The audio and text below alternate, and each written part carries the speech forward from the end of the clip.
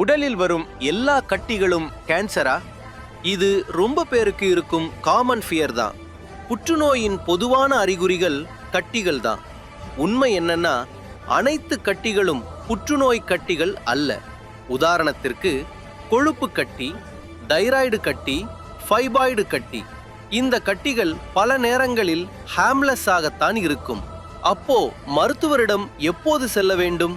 கட்டி வேகமாக வளர்வது, இரத்த கசிவு அல்லது நீர்க்கசிவு, பசியின்மை, உடல் எடை திடீரென குறைவது மற்றும் நீண்ட நாளாக ஆறாத வீக்கம் அல்லது வலி இருந்தால் நிச்சயம் பரிசோதிக்க வேண்டும்.